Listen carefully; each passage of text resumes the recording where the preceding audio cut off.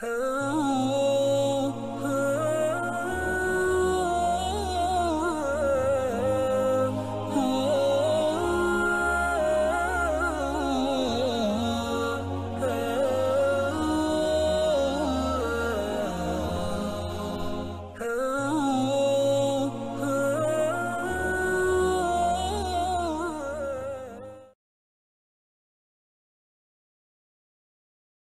kasih Ustaz Amirul, pengurus juga imam, dan jawatan baru beliau sekarang ini adalah Setiausaha Surau Al-Alamin.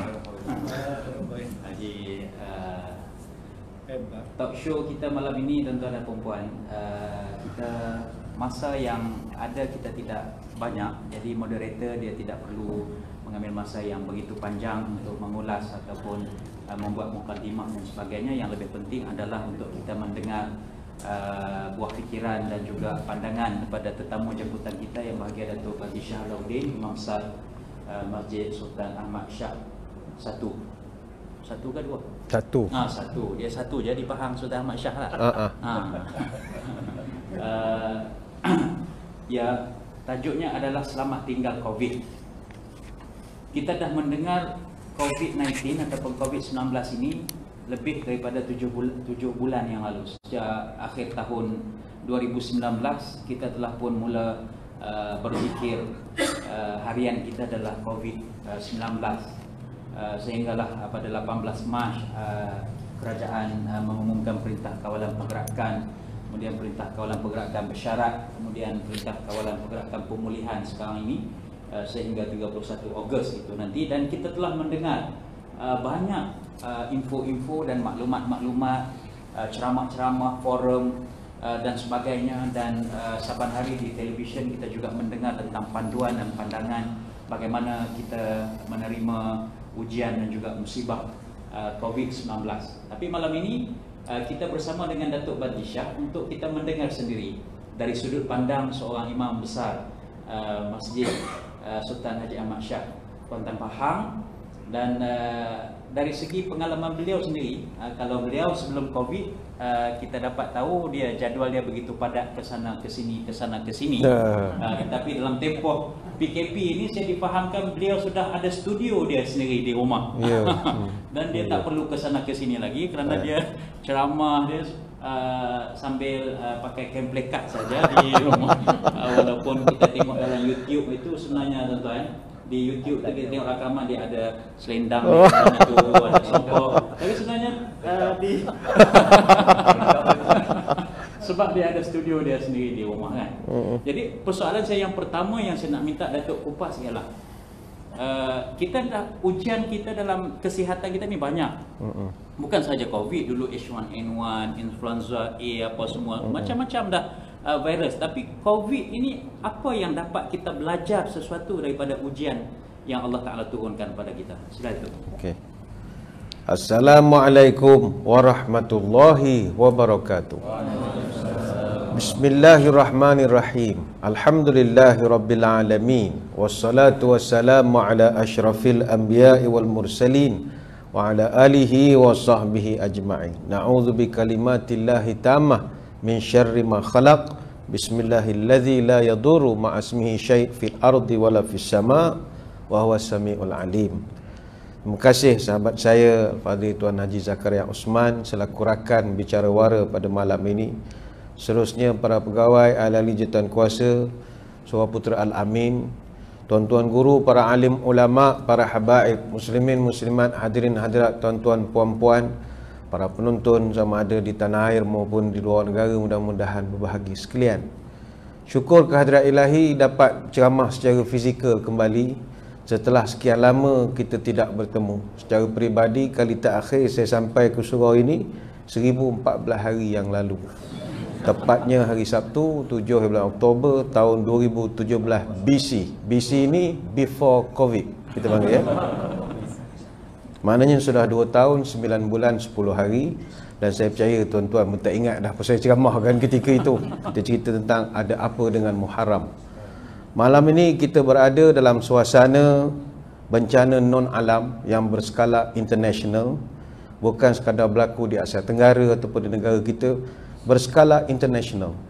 Dan tanpa disedari, di negara kita, kita telah pun genap hari ini 121 hari, ataupun tepatnya 3 bulan 29 hari, kita berada dalam tempoh yang dipanggil kordon saniter, ataupun perintah kawalan pergerakan. Kita berada pada hari yang ke-37 pelaksanaan perintah kawalan pergerakan pemulihan, ataupun Recovery Movement Control Order, yang telah bermula pada 10 Jun dan insya-Allah tamat pada 31 Ogos nanti. Totalnya 82 hari. Dan kita baru hari ke-37, lagi 45 hari lagi nak berhadapan dengan suasana sebegini.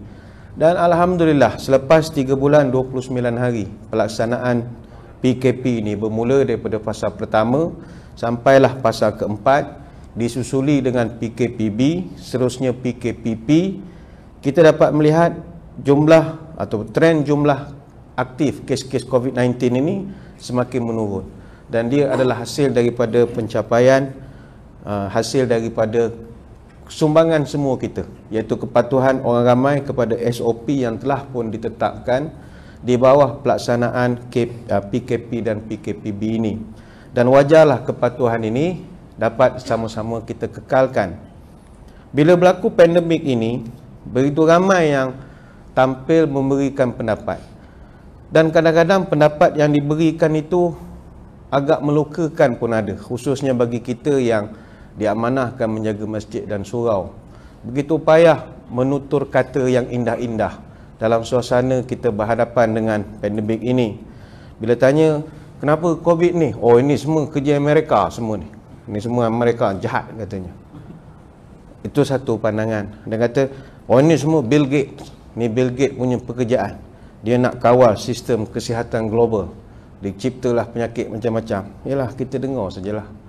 Ada kata ini semua gara-gara China. China jahat katanya.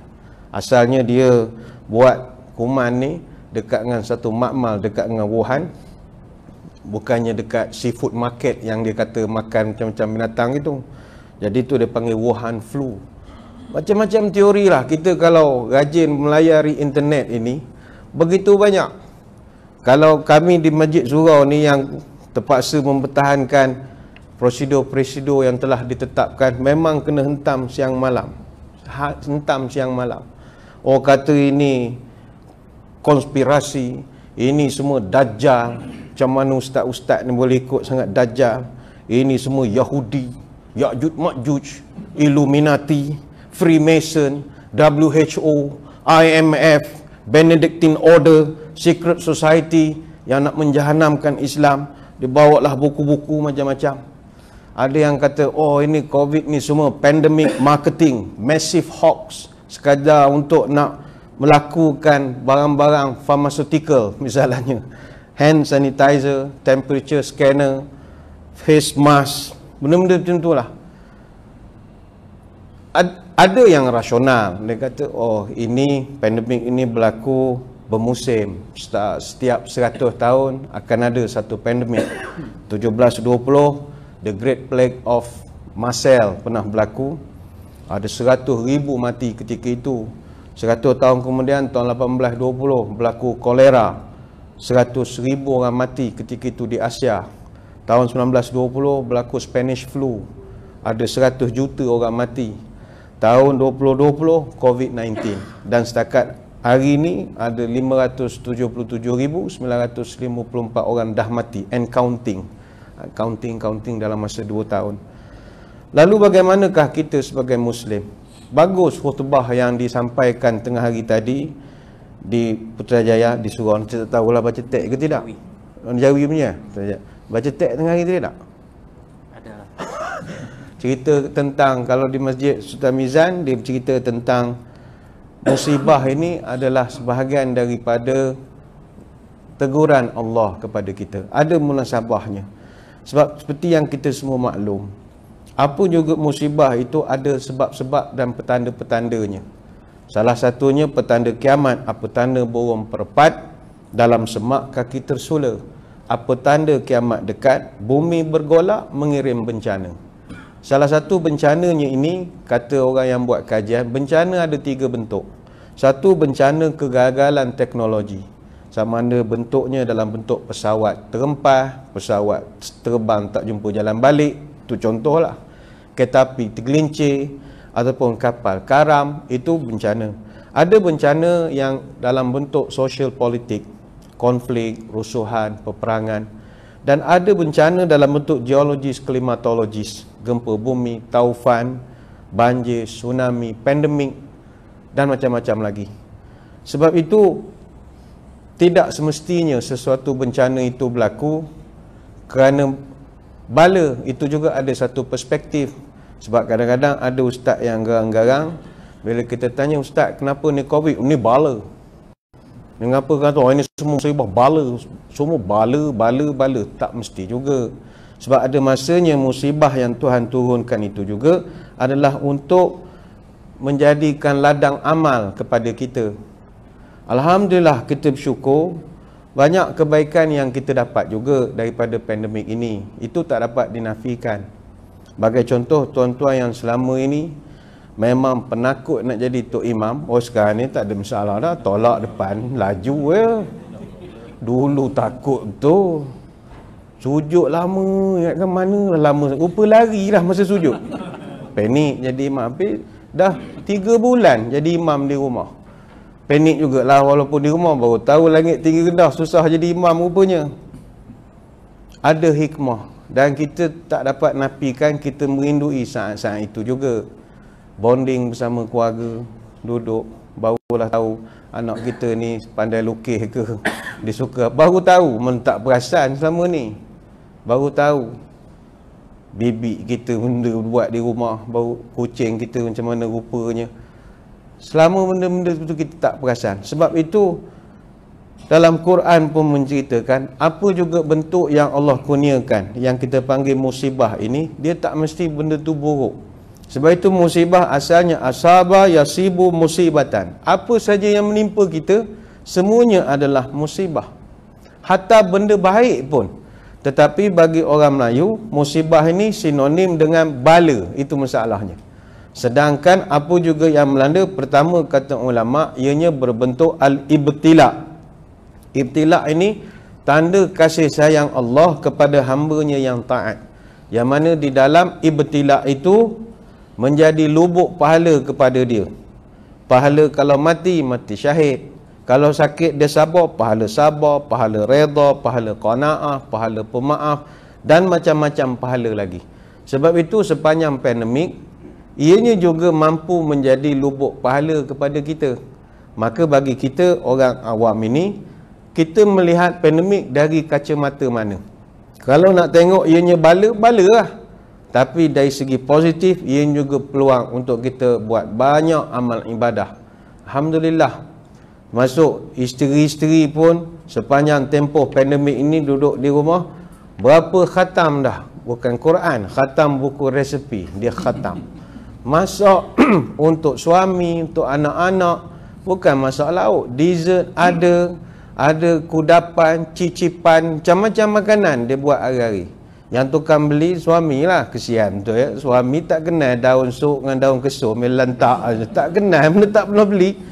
Sejak PKP ni kenal dah daun, bagus, ada hikmahnya. Kenal dah daun-daun, dia tahu makannya selama ni. Sebab itu sakit misalnya, ada di kalangan kita Allah uji kena sakit. Hari ni pun dah keluar beberapa berita, laporan daripada Kementerian Kesihatan, adalah beberapa kluster baru yang muncul. Kluster kapal laut, ada banyaknya orang pada luar. Sebab itu selamat tinggal COVID, kami di Pahang je boleh guna ayat tu. Sebab kita orang hari Isnin baru ni dah pun mengisytiharkan tidak ada kes di negeri Pahang, kerana kita orang dah 28 hari tidak ada kes baru. Jadi mengikut standard WHO dah boleh isytihar. Tapi tak isytihar umum sangat, orang kita belum lagi disiplin tu, belum sangat lagi lah. Panjang pula cerita, kalau tak ada kamera boleh cerita banyak cerita. Yang penting sakit, andai kata kita kena, na'udzubillah, sakit ni sunnatullah. Sebab itu para salafus soleh, dia tak rasa hina kalau sakit. Bahkan salafus soleh, dia merasa mulia apabila mereka sakit. Ni bukan suruh tuan sakit, dah. Tapi andai kata sakit, Sakit ni kemuliaan. Apa sebab? Pertama sekali Allah janji, siapa sakit aku ampun dosa. Dan itu sangat senang. Nak suruh ibadah tak berapa nak rajin, lutut tak kuat. Nak mengaji spek asyik tak tahu mana letak. Apa ibadah paling senang untuk kita nak diampunkan dosa? Sakit lah. Sakit adalah mekanisme pengampunan dosa yang paling mudah. Ma min muslim yusibuhu adhan illa hatallahu anhu khatayahu kama tahatu warakus syajar. Hadis Bukhari. Mana-mana orang Islam yang ditimpa satu penyakit, maka Allah akan gugurkan dosanya seperti pokok yang menggugurkan daun-daunannya. Wah, ini satu kelebihan. Maka kita tidak melihat masalah seperti penyakit, musibah, pandemik adalah masalah. Ianya peluang juga untuk mengangkat martabat. Ini satu perspektif. Dan bila orang itu dosanya gugur, secara automatik doa dia mustajab. Orang tak ada dosa berdoa memang mustajab. Sebab itu doa orang yang sakit memang mustajab. Iza dakhalta ala maridin famurhu ayyad'u walaka fa inna du'aahu ka du'ail malaikah. Hadis Ibnu Majah. Kamu kalau pergi ziarah orang sakit, minta orang sakit tu berdoa untuk kamu. Kerana doa orang yang sakit ka du'ail malaikah, sama taraf dengan doa malaikat. Biasa kita pergi hospital, doa ke orang. Lepas ni tuan-tuan buat terbalik pula.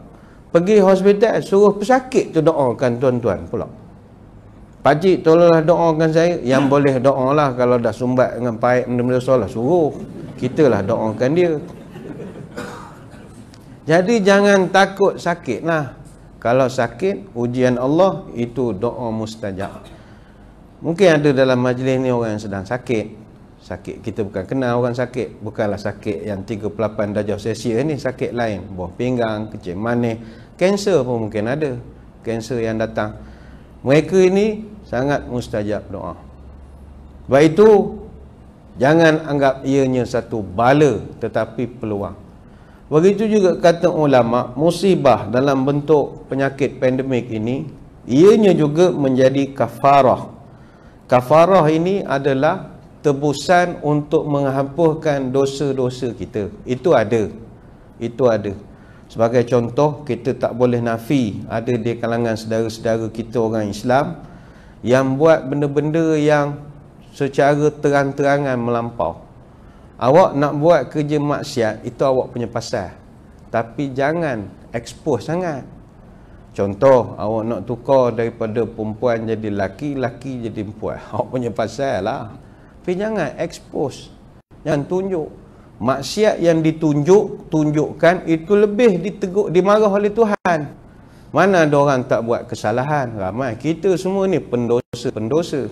Tapi kita tak tunjuklah ke orang kesalahan kita itu. Tapi ada orang dia tunjuk. Maka dosa yang ditunjuk itulah yang menyebabkan Tuhan murka. Maka diturunkan juga ujian-ujian sebegini sebagai kafarah. Wa akhaznahum bil azabi la'allahum yarji'un. Kami timpakan mereka musibah supaya mereka U-turn balik kepada Allah. Itu Allah sebut dalam surah Az-Zukhruf ayat 48. Siapa sini yang tak pernah buat kesalahan? Mustahil. Mustahil. Siapa sini tak pernah ambil selimut dalam kapal terbang? Siapa sini tak pernah ambil majalah Going Places dalam Malaysia Airlines? Itu semua mana boleh ambil? Pulang balik ya? Sudah Ustaz, macam mana nak pulang? Bagilah demam 3 hari. Nak apakan kesalahan tu? Tahanlah ambil selimut terbang. Ada bawa turun jaket keselamatan pun ada. Dia ambil bawah kursi bawa balik. Nak pulang tak boleh dah. Bukan hak kita. Jadi macam mana nak memulangkan dosa yang zaman-zaman belajar, zaman ngarut dulu? Kenalah demam sikit 2-3 hari. Dia menghapuskan. Jadi bab kafarah itu memang ada. Yang pentingnya dalam pusingan awal ini, bagi kita orang Islam, kita percaya wujudnya penyakit berjangkit dan juga wabak. Walau hebat macam mana pun ilmu, Nabi SAW sendiri, dia mengakui wujudnya infection. Ada. Jangkitan penyakit itu memang ada. Kata Abu Hurairah, Nabi pernah pesan pada dia, wa firra minal majzumi kama tafirru minal asadi. Mu mesti lari dari orang yang ada penyakit kusta sebagaimana kamu lari dari singa. Hadis Bukhari. Artinya ada jangkitan. Kalau takkan Nabi suruh lari. Jadi Nabi suruh kita berhati-hati, khususnya ketika bermuamalah, bercampur gaul dengan orang dalam suasana pandemik ini, kena berjaga-jaga. Itu tujuannya.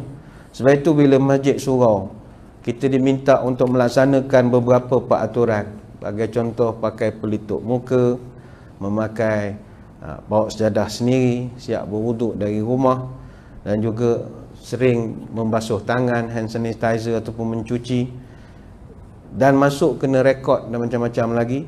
Maka tujuannya adalah untuk mengelakkan daripada jangkitan.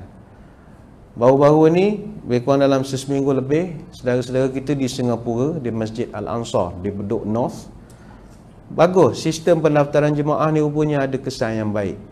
Ada seorang daripada jemaah didapati positif COVID-19. Tapi sebab dia dah di masjid sana semua ada rekod, dan dia orang pakai QR code, kita pakai old school lagi lah, daftar dengan pen, tak apa-apa nama, tulisan Jawa kuno pun ada nama, tak tahu apa nama, tak tahu. Orang suruh QR code, tak ada bateri telefon, katanya susah betul lah. Jadinya dia bila dia rekod, Kementerian Kesihatan, Majlis Agama Singapura boleh trace pergerakan dia dari masjid mana ke masjid mana. Jadi ada time frame dia orang dapat cari, dan dia boleh buat pemakluman pada semua jemaah yang lain yang juga hadir pada masa itu untuk datang buat pemeriksaan ataupun jaga diri duduk di rumah. Tapi kesannya tidak ada jangkitan yang meluas sebab risiko begitu rendah.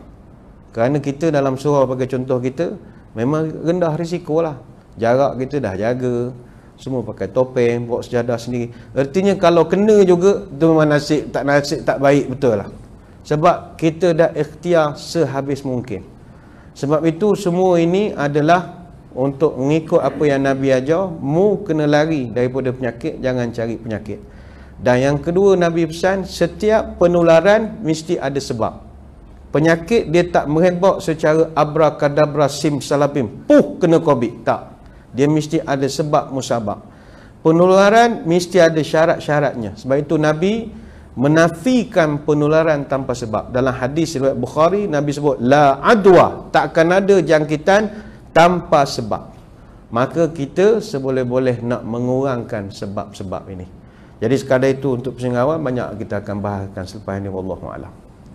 Terima kasih Datuk atas kupasan tentang sesuatu yang boleh kita pelajari daripada pandemik COVID yang datang melanda bukan sahaja negara kita, bahkan di kebanyakan dunia pada hari ini, yang menyebabkan telah berlaku perubahan dalam kehidupan kita, norma baharu.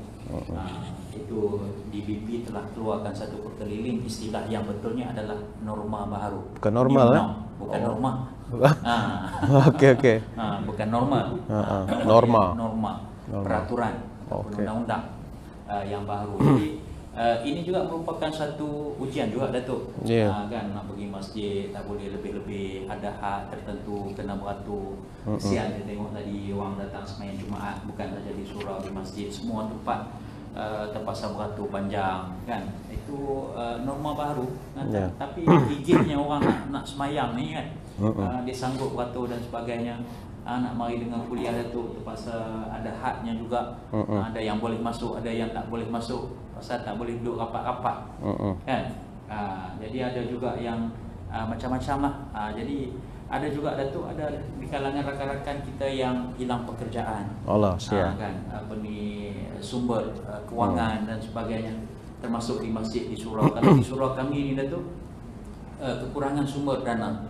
Kalau dulu kita kutipan Jumaat 6,000, 7,000 satu minggu. Sekarang ni separuh lah. Program kita buat juga.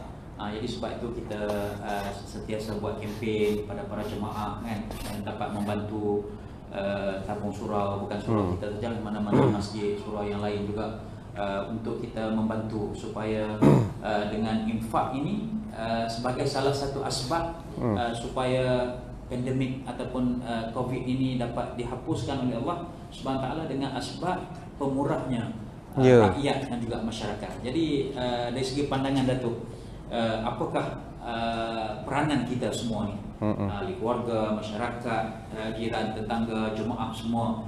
Sebab kita masih belum menang sepenuhnya, kata Ketua Pengarah Kesihatan. Jadi apakah yang perlu kita lakukan untuk menghadapi cabaran ini?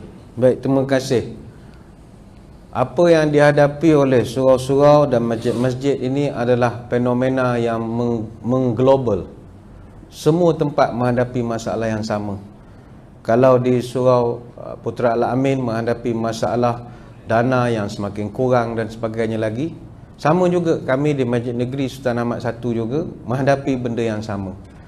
Tapi jauh daripada itu, kita risau dana kurang, tapi kita lebih risau jemaah kurang. Itu memang menurun 20%. Sebab semua orang dah sedap sembahyang di rumah.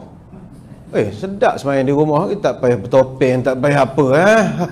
Habis sembahyang, rapat-rapat, pahala sah pun dapat pahala. Jadi orang dah jadi new normal betul lah. Sembahyang di rumah lagi sedap, kata dia. Jadi satu kerja pula kita nak ngempen orang datang masjid. Dulu engkau tak bagi orang datang ni, nak suruh orang datang pula. Yang ini menjadi satu dilema pada pihak pengurusan masjid. Nak ramaikan balik orang sembahyang di masjid. Sebab kita sekarang persaingan kita kuat. Kita bersaing dengan shopping kompleks. Kita bersaing dengan pusat karaoke keluarga yang baru dibenarkan dibuka. Kita bersaing dengan taman tema air yang baru saja dibenarkan beroperasi. Di saat mereka boleh benarkan budak-budak, keluarga, kita masih lagi berkerah-kerah lagi dengan budak-budak, menjadikan banyak kekangan. Dan ini kita harap pada orang yang buat polisi ni ada jiwa agama jugalah dalam bab ini. Dan ini kita tak campur sangatlah, kita buat apa yang kita diminta untuk lakukan. Yang penting cabaran memang kuat. Saya ingat lagi Masjid Negeri Sultan Ahmad I, kita punya jemaah subuh tidak ramai sebab kita masjid tengah bandar, kita tak ada entiti perumahan di sekeliling kita. Bekua Masjid Besi, Masjid Raja Haji Fisabilillah, begitulah, tak ada orang. Jadi datang subuh, ni cerita BC lah, before COVID, 70 orang, 80 orang. Tapi bila main dengan PKP, PKPB apa semua, separuh tinggal. Ada hari 12 orang, ada hari 13 orang. Sampai kita buat insentif, dia panggil ganjaran Subuh Warrior. Subuh Warrior ni, masa tu zaman booking nak pergi sembahyang Jumaat. You datang subuh, automatik you datang Jumaat. Siap bagi special pass. Tak ramai juga. Ingat nak buat cabutan bertuah lah lepas ni. Mana habis sembahyang, selok sejadah. Bawah tu ada nombor, pergi ambil hadiah, kambing sekor ke. Tak, nak menggalakkan orang balik bukannya senang. Lepas itu, kepada tuan-tuan puan-puan, datanglah masjid. Ni penangan online ni pun masalah juga. Kadang nak kata menyesal, tak menyesal jugalah. Tapi jadi kau orang malas datang tengok ceramah sekarang ni. Memang sedap ceramah online. Oh, pakai slow track je. Dah petam kebun, malas pakai seluar sama je, tutup baju Melayu, pom-pom ceramah. Memang sedap. Kesannya kita nak tarik orang ni kurang. Main live ni susah juga. Lepas tu kutipan dana lah. Tapi kutipan dana ni Ustaz Zakaria, kadang tak boleh salahkan jemaah. Dia orang pun senak juga. Memang tengah sesak sekarang ni. Kalau kita tengok apa yang dilaporkan, cabaran sekarang memang hebat. Bank Dunia telah pun mengumumkan kemelesetan ekonomi tahap global. Kita dah masuk fasa recession. Recession ni ekonomi meleset sekarang ini. Semua perniagaan, entiti-entiti bisnes seluruh dunia tutup sementara operasi. Apa sebab? Sebab tak ada permintaan. Sebab itu apabila dalam konteks negara kita, dasar work from home, bekerja dari rumah, kita takut dia dah tukar jadi bukan work from home lagi, dah jadi no work, stay at home je. Dah kerja dah tak ada dah. Maknanya dah jadi jobless. Sekarang ni begitu ramai selepas pada PKP ni jadi golongan buat perabot kursi meja, kepala serabut, tak ada kerja, duduk saja. Duduk saja, tak ada kerja. Bisnes pun la yahya wala yamut. Nang buti nang kui buti kui ya. Nak kata hidup, tak hidup, mati pun tak mati. Berapa banyak operasi syarikat terpaksa ditutup, tak ada permintaan. Sama ada dalam ataupun luar negara, maka pemberhentian terpaksa dibuat. Bila pembentian terpaksa dibuat, akan bertambahlah household debt, tak dapat nak dibayar, hutang rumah, dan ini akan beri tekanan pada banyak pihak, kepada bank, foreclosure tak dapat nak dielakkan. Kesannya kos sosial akan tinggi, dan kos sosial ini dan juga keperluan rakyat ini terpaksa ditanggung oleh pihak pemerintah. Sedangkan kewangan pihak pemerintah bergantung pula pada pendapatan syarikat-syarikat. Dia simbiosis begitu. Sebab itu sepanjang PKP seperti yang mana disebut oleh Yang Amat Berhormat Perdana Menteri, negara kita rugi sekitar 2.4 bilion tiap hari kerana PKP. Perniagaan ekonomi tak berjalan. Setakat masa diisytiharkan PKPB ketika itu, Perdana Menteri sebut jumlah kerugian masa itu dah cecah 63 bilion. Baru banyak duit kita hilang. Hari ini bukan sekadar negara kita lah, satu dunia, 1.25 bilion pekerja seluruh dunia terjejah dengan wabak ini. Jadi kita tak boleh nak mengharapkan benda ni balik seperti zaman dulu. Tapi saya setuju apa yang Ustaz Zakaria sebut. Yalah, susah memanglah susah. Tapi ada masa kesusahan itu boleh Allah bantu dengan kita membantu dalam keadaan kita pun susah juga. Sebagai contoh, tuan-tuan mungkin tak ada duit nak beri, tak banyak nak sumbang macam dulu. Tapi kalau dapat sedekah face mask pun tahan dah. Bagilah sekotak face mask. Beli Shopee baru RM13, 50 keping. Tak tahulah benda rupa RM13. Mana berapa sen sekeping. Agaknya buka lighter boleh tiup. Gitu agak. Memang tak ada filter langsung, agaknya lah. Tapi sedekahlah letak sekotak. Buat kadang siang ada jemaah datang nak semayang. Security garang, garang security. Topeng. Tak ada orang kereta, dia ambil. Dia nak pergi tandas je. Macam dia nak cium mangkuk tandas tu, bukannya nak cium lantai. Street, tak apa, bagus. Dia pun pergi. Tak ada, cari-cari tak ada. Balik, dah lah parking susah, sampai-sampai tak boleh masuk. Tapi cuba sedekah sekotak. Pesan pada security, ni saya sedekah, siapa datang, you kasih. Berapa banyak pahala dapat. Ini tak perlu pakai duit sangat. Ataupun saya tengok masjid ni siang KJK menembak kepala orang, tok-tak. Benda tu bukan boleh percaya sangat pistol tu. Dia kalau dah crowd ramai, dia jadi bengong. Semua orang sama tu. Kata biar betul pistol ni. Beli ni yang pakai robot baru tu. Benda ke robot panggil pula lah, thermal scanner lah, yang putih muncul macam itik gitu. Tapi tu ada masa bengong juga. Dekat tak bunyi lagi, tanduk baru bunyi. Lalah kena sanitizer pula dari lah. Sebab benda-benda scanner thermal ni dia sensitif cahaya. Jadi kalau hari Jumaat kita pacak di depan, dia jadi bengong bila banyak cahaya. Dia tak boleh detect. Dia kena duduk tempat aircon gini. Letih lah, kita kan nak catat suhu di luar, takkanlah nak catat dulu tengok di dalam. Jadi yang cipta alat pun tak berapa cerdik juga masa itulah. Sebab itu saya cadang, kalau tuan-tuan ada scanner sendiri, beli je lah hak Mickey Mouse tu pun tak apa. Masuk telinga, keluar Mickey Mouse. Tik 37. Masuk telinga demam budak-budak tu kan. Itu lebih tepat lagi. Tapi siapa nak membawa gulu kilir benda tu? Tapi sponsor lah. Macam tengok masjid CIJK tek. Beritahu ke pengurusi, penasihat, saya sponsor lah.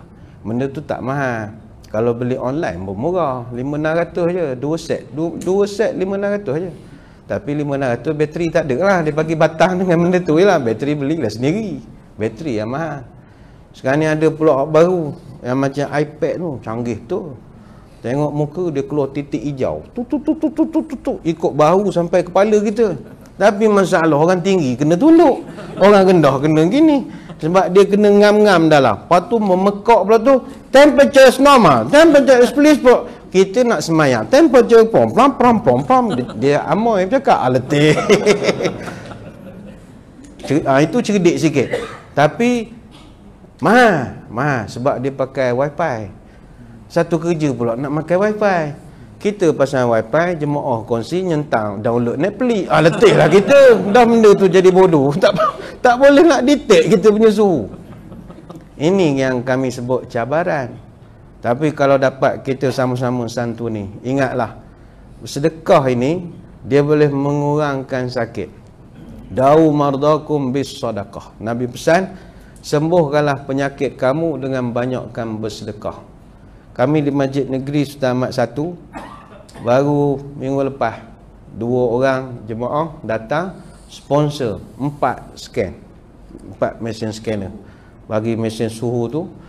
Dia kata ini saya sedekah bagi pihak orang tua saya, dah meninggal, dia kata. Jadi saya doa mudah-mudahan setiap kali jemaah tengok suhu, niat nak semayang, pahala tu mengalir lah ke orang tua saya. Saya kata cerdik orang ni, mana dia niat sedekah untuk orang tua dia. Dia pun tak ada duit juga, tapi dia mengenangkan orang tua dia yang duduk di satu alam lain, alam barzah, nak membantu mereka. Jadi ini peluang tuan-tuan untuk sama bantu. Kalau ada yang rezeki lebih sikit, mungkin bantu untuk sanitasi masjid surau. Sekarang ni orang panggil pakai hak Dettol sembuh macam orang racun kebun tu. Rupanya sekarang ni ada canggih lagi, pakai lampu biru je. Robot.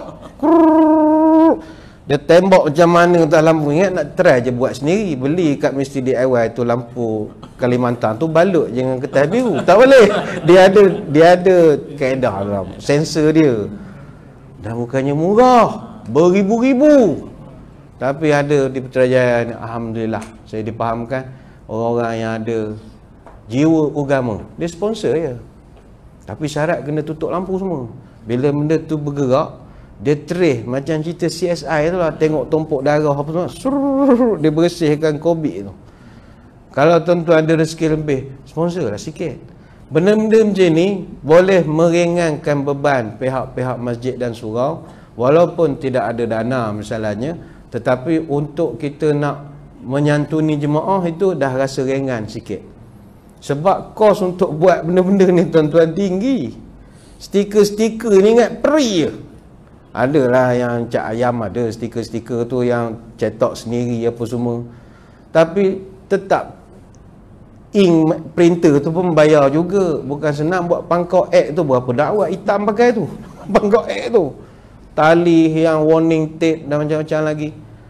Saya ingat satu-satu masjid ni kalau dia kira balik berapa dia buat stiker, penjarakan apa semua ni, ada 10,000 kalau kira balik kos yang digunakan. Tapi tak perasan, nak beli sikit.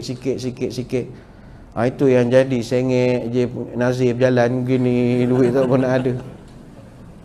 Campur ceramah pun kita je langgar had ni, patutnya berhenti dah ni. Insya berhenti lah. Dia boleh lama karaoke je, karaoke boleh lama. Dia ceramah tak boleh sekarang ni.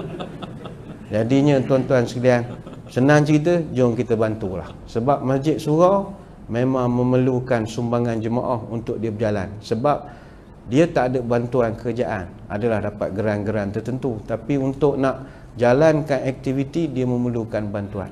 Ni pun saya tengok surau ni boleh lagi golek kan, tabung, alhamdulillah. Setengah masjid tak boleh golek langsung, tak bagi. Golek boleh, kena letak hand sanitizer pula lekat pada tabung tu.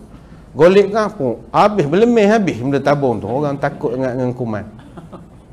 Kadar itulah saya kira kita bantulah surau dan masjid yang ada di sekeliling kita. Allahuakbar. Terima kasih Datuk. Tuan-tuan dan puan sekalian, kita pun dah hampir ke waktu isyak. Kalau ikut SOP macam Datuk sebut tadilah, sampai isyak je kita kena tamatkan. Tapi kita ada 3 minit lagi, mungkin di akhirnya Datuk kita nak minta nasihat lah, nasihat pada kita semua.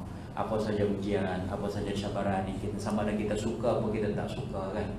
Kita tak mau semua benda ni peraturan-peraturan yang kadang menyusahkan kita. Tapi sebenarnya kita kena fikir lagi pihak kerajaan, khususnya Kementerian Kesihatan, frontliners yang sentiasa setiap hari duk fikir, duk nak melawan COVID ni. Jadi kita pun sedikit kesusahan itu kita tambahkan hati kita dan kita kuatkan semangat kita. Akhirnya kita nak wabak ini terus lenyap di atas muka bumi ini. Pesanan akhir Datuk. Ya, terima kasih muslimin muslimat yang dirahmati Allah sekalian.